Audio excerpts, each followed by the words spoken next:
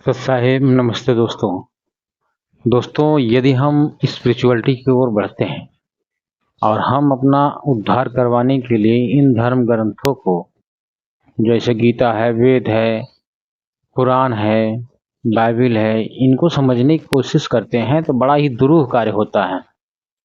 बात समझ में आती नहीं जल्दी। इन्हीं ग्रंथों को पढ़ते रहो लेकिन समझ में नहीं आएगा।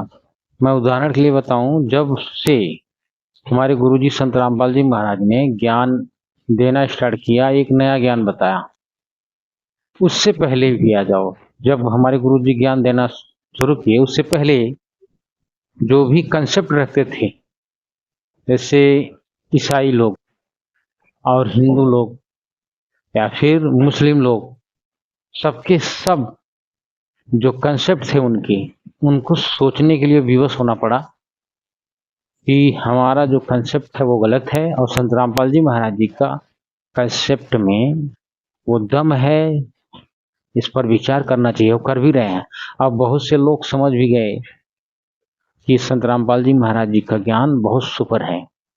आज हम देखेंगे बाइबिल के द्वारा, बाइबिल जो पवित्र पुस्तक है ईसाइयों का, उसके अनुसार हम समझेंगे कि परमात्मा यानी गॉड के बारे में क्या है लिखा। जबकि अभी ईसाई धर्म के किसी अनुयायी से पूछो आप, तो वो कहेंगे कि परमात्मा तो फॉर्मलेस है, यानी निराकार है, उसका कोई रंग रूप या आकृति थोड़ी होता है। इस तरह से बात आप सुनेंगे, लेकिन वास्तव में बाइबल में ऐसा नहीं लिखा है और हम उसी को आज आपको दिखाने जा रहे हैं। ठीक है, चलिए दिखाते हैं हम आपको। देख रहे हैं ना, ये है बाइबल। अब इसके उत्पत्ति पर चलते हैं। देखिए उत्पत्ति 1 में और 1 से 25 इसके श्लोक में, तो ये सृष्टि का वर्णन है।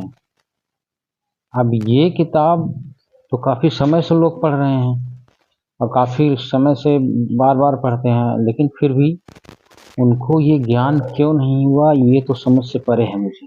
लेकिन जब से संत रामपाल जी महाराज ने ज्ञान दिखाया खोल खोल करके, तब से तो हमें तो समझ में आ गया है। तो हम आप वही दिखाना चाह रहे हैं। इसमें ये देखिए, इसमें ये 6 दिन में परमात्मा ने सृष्टि रच करके फिर 7वें दिन विश्राम किया था। तो वो पहले दिन, दूसरे दिन, तीसरे दिन जो रचना हुई उसको मुझे नहीं दिखाना, मुझे ये दिखाना है परमात्मा के विषय में। तो ये चीज 6वें दिन में आता है। तो ये 5वां दिन हो गया। फिर 6ठा दिन क्या हुआ, फिर परमेश्वर ने कहा पृथ्वी से एक जात के जीवित प्राणी अर्थात घरेलू पशु और रेंगने वाले जंतु और पृथ्वी के वन पशु जात के अनुसार उत्पन्न हो, और वैसा ही हो गया। इस प्रकार परमेश्वर ने पृथ्वी के जात जात की वन पशुओं को और जात जात के घरेलू पशुओं को और जात जात के भूमि पर सब रेंगने वाले जंतुओं को बनाया, और परमेश्वर ने देखा कि अच्छा है। देखिए 6ठे दिन की बात है। तो फिर क्या किया परमेश्वर ने, फिर परमेश्वर ने कहा हम मनुष्यों को, अब तो मामला यहाँ पर जरा देखिएगा ध्यान से। फिर परमेश्वर ने कहा हम मनुष्यों को अपने स्वरूप के अनुसार अपनी समानता में बनाएं, और वे समुद्र की मछलियों और आकाश के पक्षियों और घरेलू पशुओं और सारी पृथ्वी पर और सब रेंगने वाले जंतुओं पर जो पृथ्वी पर रेंगते हैं अधिकार रखें। तब परमेश्वर ने मनुष्य को अपने स्वरूप के अनुसार उत्पन्न किया, और अपनी ही स्वरूप के अनुसार परमेश्वर ने उसको उत्पन्न किया, नर और नारी करके उसने मनुष्यों की सृष्टि की। भैया आप यहाँ पर देखो, जो ईसाई धर्म के लोग हैं, जो क्रिश्चियनिटी में विश्वास रखते हैं, किस एंगल से आप लोग परमात्मा को निराकार बताते हो। यहाँ परमात्मा कह रहे हैं हम मनुष्यों को, यानी मनुष्य को अपने स्वरूप के अनुसार अपनी समानता में बनाएं। अब ऐसा ही बनाया परमेश्वर ने। ठीक है, तो परमेश्वर ने मनुष्य को कैसा बनाया, जैसा वह है, यानी अपने स्वरूप के अनुसार, यानी जैसा वह है वैसा ही मनुष्य को बनाया। तो मनुष्य को अगर हम देखें जैसा है, तो वैसा परमात्मा भी है। तो परमात्मा मनुष्य की तरह हुआ, सिद्ध हुआ। तो परमात्मा निराकार नहीं है। अब तब परमेश्वर ने मनुष्य को अपने स्वरूप के अनुसार उत्पन्न किया। तो यहाँ पर देखिए, अच्छे से पढ़ लीजिए। नर नारी करके उसने मनुष्यों की सृष्टि की। ये कितने दिन की बात है? 6वें दिन की बात है। ये 6वें दिन की बात। और एक मनुष्य नहीं, पूरे बहुत से मनुष्यों को उन्होंने उत्पन्न किया 6वें दिन से। और परमेश्वर ने उनको आशीष दी और उनसे कहा, फूलो फलो और पृथ्वी में भर जाओ और उसको अपने वश में कर लो, और समुद्र की मछलियों तथा आकाश के पक्षियों और पृथ्वी पर रेंगने वाले सब जंतुओं पर अधिकार रखो। अब अधिकार रखने के लिए परमात्मा ने कहा, खाने के लिए नहीं कहा है। ठीक है, अभी हमारे गुरु जी ने तो पूरा दिखा दिया था वीडियो। अगर उस वीडियो को आप देखो तो सारी बात समझ में आए, जैसे मुझे समझ में आया है। तो आप वीडियो उनका देखा करो।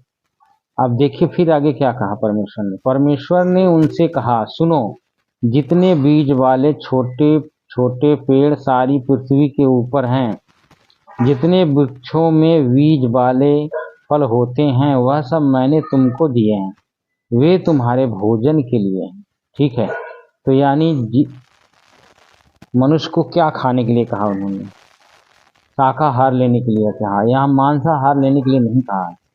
और जितने पृथ्वी के पशु और आकाश के पक्षी और पृथ्वी पर रेंगने वाले जंतु हैं, जिनमें जीवन का प्राण है, उन सबके खाने के लिए मैंने सब हरे हरे छोटे पेड़ दिए हैं। और वैसा ही हो गया। तब परमेश्वर ने जो कुछ बनाया था सब देखा, तो क्या देखा कि बहुत अच्छा है। तथा साँझ हुई, फिर भोर हुआ।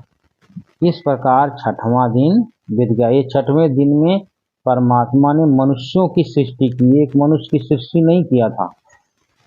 यहाँ देखिए, मनुष्यों की सृष्टि की और परमेश्वर ने उनको आशीष दिया। तो एक मनुष्य बनाया नहीं, मनुष्यों को, बहुत से मनुष्यों को बनाया।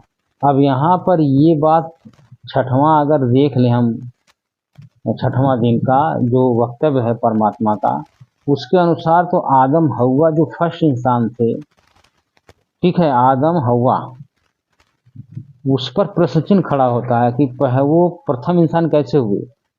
ये मेरा प्रश्न है ईसाई धर्म को मानने वालों से, कि ये परमेश्वर ने उनको आशीष दी, बहुत से मनुष्य हैं, तो ये 6वें दिन में सिर्फ हुआ, तो फिर ये कैसे प्रथम इंसान आदम हव्वा को आप लोग बताते हो? ये आदम हव्वा फर्स्ट इंसान नहीं है मेरे अनुसार। अब आप लोगों को बताना है, जिसको आप बताइए। हम नेक्स्ट वीडियो में फिर आपको लेकर आएंगे।